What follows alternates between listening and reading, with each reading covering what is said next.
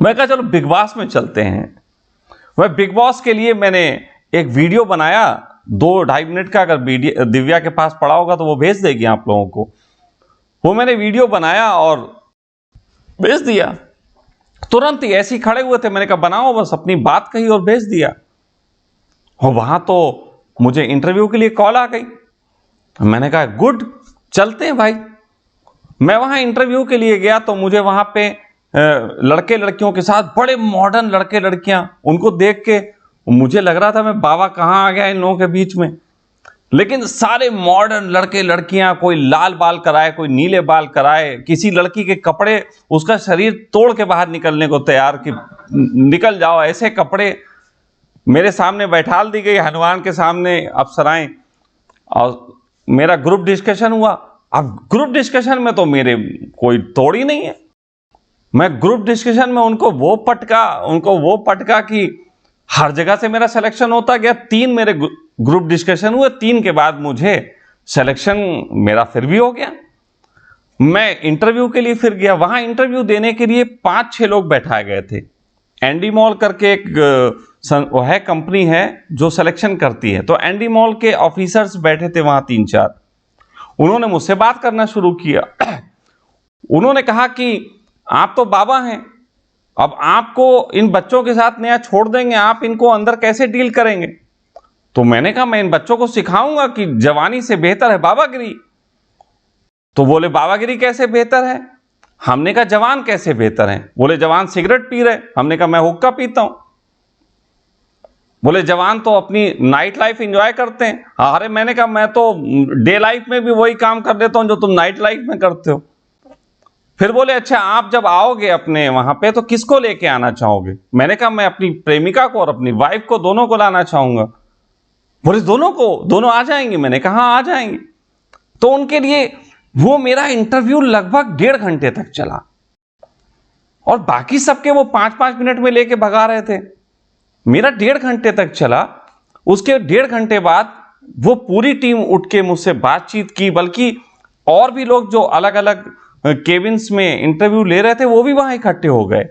8-10 लोग इकट्ठे हो गए, सब अपने रैपिड फायर क्वेश्चन कर रहे हैं मुझसे और मैं जवाब दे रहा हूं।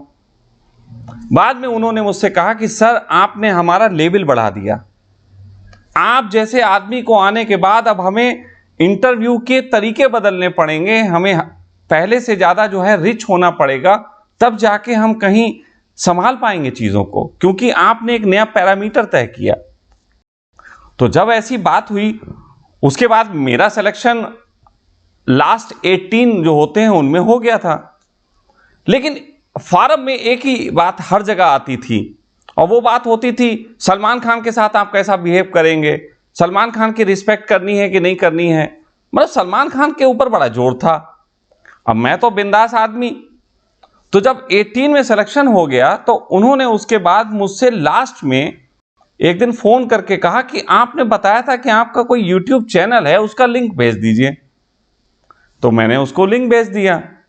लिंक भेजने के बाद पता लगा मेरा सिलेक्शन फिर नहीं हुआ। आखिरी 13 में मेरा सिलेक्शन नहीं हुआ। और उस बार आपको याद होगा एक बाबा आया था जिसकी बड़ी इंसल्ट की थी इन लोगों ने। वो बाबा ओम करके आया था। तो सच बात तो ये थी उन्हें एक बाबा चाहिए था जिसकी वो इंसल्ट करें और बाबा उनको सही से एनकाउंटर ना कर सके। और मेरे वीडियो देखने के बाद ये तो तय हो गया होगा कि मेरी इंसल्ट नहीं की जा सकती। ये तो बिल्कुल तय हो गया होगा, मेरी इंसल्ट करने का कोई उपाय नहीं बचा।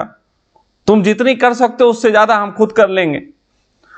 तो मैं ये कहना चाहता हूं कि वहां से एक पैरामीटर तय हुआ।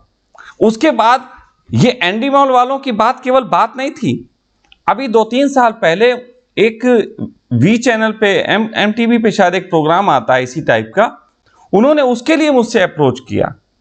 उन्होंने कहा जबकि उसकी एज केवल 27 ईयर होती है कि इतनी उम्र के लोग लिए जाते हैं, आप 40+ हैं फिर भी आपको हम लेना चाहते हैं, आप क्या आना चाहेंगे? मैंने कहा मैं आना चाहूंगा।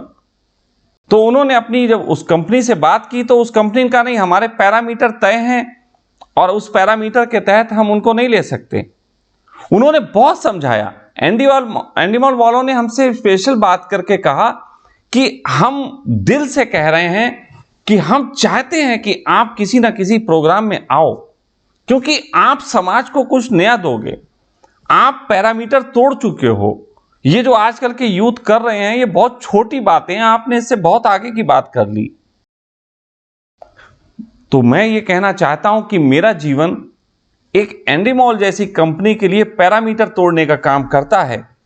तो यदि हम सबका जीवन एक बड़ा प्रयोगशाला बने, नए प्रकार के मनुष्य को हम जन्म दे पाएं, तो क्या ऐसा संभव नहीं है कि परमात्मा जो है नेक्स्ट लेवल पे जो एपिसोड बनाएगा उसमें कुछ और भी नवीन होगा?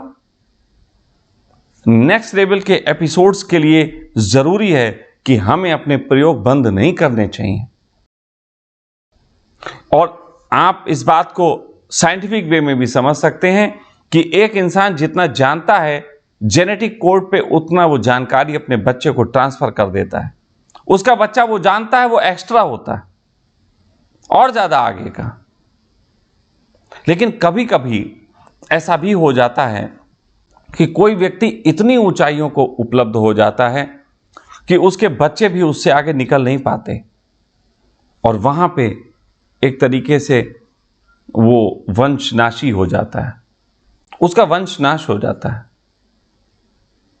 तो मैं तो कहता हूं कि वंशनाशी बनो, क्योंकि अगर सारे ही लोग इस जगत के अपने जीवन को एक्सट्रीम तक ले जाएंगे और सभी वंशनाशी होंगे, तो परमात्मा का खेल समाप्त हो जाएगा। ये पृथ्वी, ये पदार्थ समाप्त हो जाएगा, और परमात्मा खेल समाप्त नहीं करना चाहता।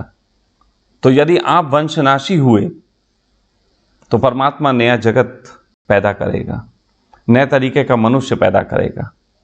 जब वो उसको कहते थे कि मैं नया मनुष्य पैदा कर रहा हूं, तो उसका अर्थ ये नहीं था कि तुम लाल कपड़ों में होगे नए मनुष्य हो, तुम माला पहने होगे नया मनुष्य हो।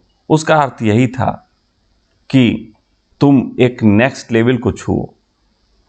मैं नेक्स्ट लेवल को छू चुका हूं, और सच कहें तो मुझे अच्छे प्रश्न नहीं मिलते, अच्छे चैलेंजेस नहीं मिलते, तो मुझे कहीं ना कहीं ऐसे लगने लगता है कि व्हाट नेक्स्ट, अब क्या करें?